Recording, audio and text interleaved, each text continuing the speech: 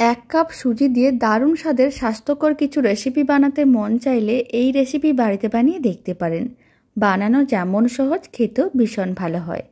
আশা করি রেসিপিটা আপনাদের খুবই ভালো লাগবে। আর শেষ পর্যন্ত দেখার জন্য আপনাদের কাছে অনুরোধ রইল। আর এই রেসিপিটা বানানোর জন্য খুব বেশি উপকরণের প্রয়োজন পড়বে না। তো চলুন বানানো শুরু করা যাক।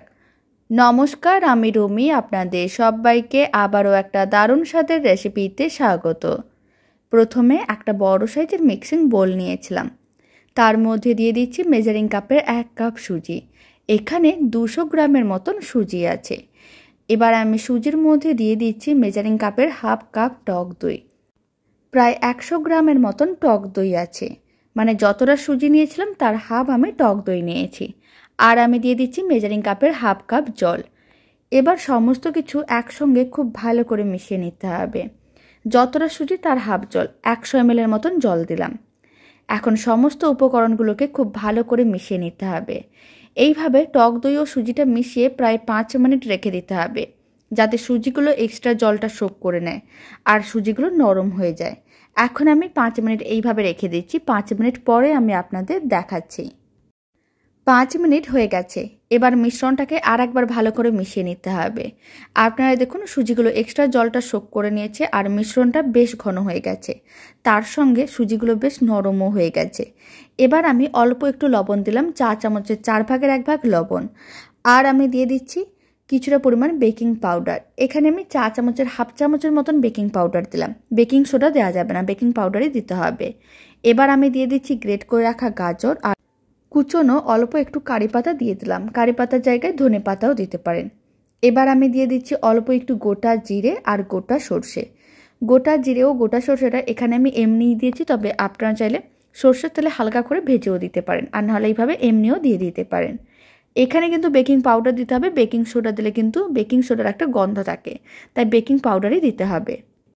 আর 4 চামচের 3 ভাগের 1 ভাগ দিয়ে দিলাম লঙ্কার গুঁড়ো। আপনারা চাইলে কুচনো কাঁচা লঙ্কাও দিতে পারেন। এখন সমস্ত কিছু একসঙ্গে খুব ভালো করে মিশিয়ে নিতে হবে। মিশ্রণটার মধ্যে আপনারা চাইলে গ্রেট করা আলু বা কিছু সবজিও দিতে পারেন। সমস্ত কিছু একসঙ্গে খুব ভালো করে মিশিয়ে নিতে হবে। আর যদি বাড়িতে বেকিং সোডা না থাকে তাহলে বেকিং সোডার জায়গায় ইনো দিতে পারেন। খুব ভালো করে মিশ্রণটা মিশিয়ে নিয়েছিলাম। এখন আমি অল্প একটু জল দিচ্ছি, কারণ মিশ্রণটা একটু ঘন মনে হচ্ছে, তাই 2 থেকে 3 চামচের মতন জল দিয়ে দিলাম। আর খুব ভালো করে মিশিয়ে নিতে হবে। মিশ্রণটা ঠিক এরকমই করেই রেডি করতে হবে। খুব বেশি ঘনও না, খুব বেশি পাতলাও না, ঠিক এরকম করেই মিশ্রণটা রেডি করতে হবে। মিশ্রণটা একেবারেই রেডি। এবার এদিকে এরকম একটা প্যান নিয়েছি। আপনারা চাইলে কড়াই বা ফ্রাইং প্যানের মধ্যেও রেডি করতে পারেন, তাহলে একটা করে রেডি করা যাবে। আর আমি এরকমই প্যানটা নিয়েছি বলে 4টে একসঙ্গেই রেডি হয়ে যাবে। অল্প একটু সর্ষের তেল নিয়েছিলাম। সর্ষের তেলটা খুব ভালো করে ব্রাশ করে নিতে হবে। খুব ভালো করে ব্রাশ করে নেওয়ার পরে ফ্লেমটা মিডিয়াম টু লোতেই রেখেছি।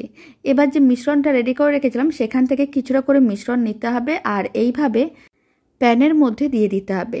আর যেহেতু 4টে একসঙ্গে রেডি করা হবে, তাই ফ্লেমটা মিডিয়াম টু লোতেই রাখতে হবে। নাহলে মিশ্রণ দেওয়ার সময় কিন্তু আরেকটা রান্না হয়ে যেতে পারে যদি ফ্লেমটা মিডিয়াম বা হাইতে থাকে। এবার পুরো মিশ্রণটাই একইভাবে সমস্তগুলোর মধ্যে দিয়ে দিচ্ছি। আর মিশ্রণটা দেওয়ার পরে এইভাবে চামচ দিয়ে ওপরটা একটু সমান করে নিতে হবে, তাহলে দেখতে ভালো লাগবে। এবার আমি ঢাকনাটা বন্ধ করে দিচ্ছি আর 3 মিনিট এইভাবে রেখে দিচ্ছি। 3 মিনিট পরে আমি আপনাদের দেখাচ্ছি। আর এই 3 মিনিট কোনো রকম ঢাকনা খোলা যাবে না, তাহলে কিন্তু হাওয়াটা বাইরে বেরিয়ে যেতে পারে। 3 মিনিট এইভাবেই রাখতে হবে, তাহলে একটা দিক খুব সুন্দরভাবে রেডি হয়ে যাবে আর বেশ ফুলে উঠবে। এখন 3 মিনিট পরে দেখাচ্ছি। আপনারা দেখুন মিশ্রণটা বেশ ফুলে উঠেছে আর ওপরের অংশটাও শুকনো ভাব চলে এসেছে। এখন অল্প করে একটু তেল নিতে হবে। তেলটা এইভাবে একটু ব্রাশ করে নিতে হবে। ভালো করে ওপরটা এইভাবে অল্প তেল নিয়ে ব্রাশ করে নিচ্ছি। সমস্তগুলোর ওপরে এইভাবে অল্প সর্ষের তেল ব্রাশ করে নেওয়ার পরে তারপরে কিন্তু উল্টে নিতে হবে, মানে উল্টো দিকটাকে একইভাবে 2 মিনিটের মতন রান্না করে নিতে হবে। এই সময় আপনারা চাইলে ঢাকনা বন্ধ করতেও পারেন, নাও করতে পারেন। শুধুমাত্র এইভাবে একটু একটা হাতা নিতে হবে, হাতাটা দিয়ে সাইডগুলোকে আলাদা করে নিতে হবে। তাহলেই দেখতে পাবেন যে খুব সহজে আলাদা হয়ে যাচ্ছে। সমস্তগুলো একইভাবে উল্টে পাল্টে নেওয়ার পরে আরও 2 মিনিট উল্টো দিকটাকেও রান্না করে নিয়েছি। আর এই সময় আমি ঢাকনাটা বন্ধ করছি না, কারণ এই সময় এমনি রাখলেই হয়ে যাবে। ঢাকনা বন্ধ করার দরকার নেই, তবে আপনারা চাইলে দিতেও পারেন। 2 মিনিট এইভাবে রান্না করে নিয়েছিলাম। উল্টো দিকটা রান্না হয়ে গেছে। এবার এইগুলোকে তুলে একটা প্লেটের মধ্যে নিয়ে নিতে হবে। আপনারা এইগুলোকে বাদামের চাটনি, নাহলে নারকেলের চাটনি, সম্বর ডাল যে কোনো কিছুর সঙ্গে পরিবেশন করে দেখতে পারেন, খেতে বেশ ভালো হয়। আর এই দারুণ স্বাদের স্বাস্থ্যকর রেসিপিটা বাড়িতে বানালে কমেন্ট বক্সে জানাতে একেবারেই ভুলবেন না খেয়ে কেমন লাগলো। আর ভালো লেগে থাকলে আপনারা যদি ফেসবুক থেকে রেসিপিটা দেখছেন, পেজটিকে ফলো করে নেওয়ার অনুরোধ রইল। ইউটিউব থেকে দেখলে চ্যানেলটি সাবস্ক্রাইব করে নেওয়ার অনুরোধ রইল। পাশে থাকা বেল আইকনটি প্রেস করে নেবেন নতুন রেসিপির আপডেট সবার আগে পাওয়ার জন্য। এবার একটা ভেঙেও দেখিয়ে দিচ্ছি। আপনারা দেখুন কতটা নরম তুলতুলা স্পঞ্জি হয়েছে, দেখেও বোঝা যাচ্ছে। আপনারাও বাড়িতে বানিয়ে দেখতে পারেন। আর শেষ পর্যন্ত দেখার জন্য আপনাদের অসংখ্য ধন্যবাদ। তো চলুন, ভিডিওটা আমি এখানে শেষ করছি। আপনারা সবাই ভালো থাকবেন, সুস্থ থাকবেন। আপনাদের সঙ্গে আবার নতুন রেসিপি নিয়ে দেখা হচ্ছে।